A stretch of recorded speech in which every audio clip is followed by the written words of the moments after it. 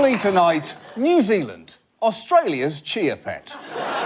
We've talked a lot about New Zealand on this show in the last couple of years, from their ridiculous Prime Minister John Key to the public competition to design a new flag featuring these actual entries.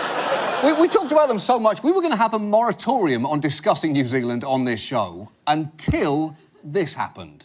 Protests at Waitangi against the Trans-Pacific Partnership reached climax today when Economic Development Minister Stephen Joyce was hit in the face with a sex toy. Without the Prime Minister, there was meant to be no drama. But then, this.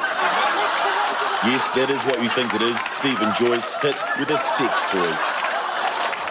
Step aside, Citizen Kane. There is a new greatest film in town. And listen, while the slow-motion footage is undeniably funny, it's actually not as funny as the natural sound of it bouncing off his nose. Take a listen. We always take something away from every meeting we have. Oh.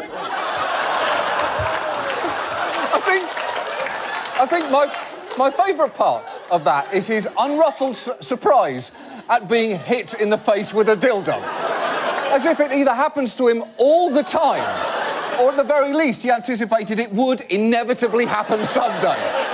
And to New Zealand's credit, the woman who threw that toy was not charged with anything. This is her face as she was led away. She does not look sorry. And if you threw something at a politician in this country, you'd be dead before the dildo hit the ground. Also, New Zealand's media has taken to calling Stephen Joyce Dildo Baggins. A play on words which, frankly, should be awarded the Nobel Prize for Literature. And yet, we were still reluctant to cover this story until, incredibly, our hand was forced. Even Mr. Joyce saw the funny side, taking to Twitter and jokingly encouraging someone to send the footage to American comedian John Oliver so, quote, we can get it over with. It's true. This is his tweet. And you know what? You know what, Stephen Joyce? You're right. You're right. This was inevitable, Stephen Joyce. As inevitable as a large, floppy rubber cock smacking you in the face. So let's, in your words, get this over with, although I think we both know this will never be over for you. Your entire life will now be viewed through a dildonic prism. For instance, this seemingly innocuous tweet you sent last month of vegetables from your garden. You want to know what people picture when they see that now? Dildos, Joyce. Freshly harvested dildos. Also, let's all agree New Zealand's flag debate should now be over. Because if you want an image that sums up everything great about New Zealand, this is the flag right here.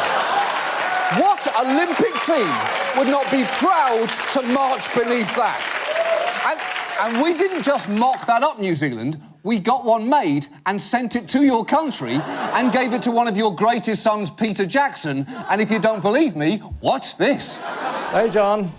This is Peter Jackson down here in New Zealand. What do you think of the new dildo flag?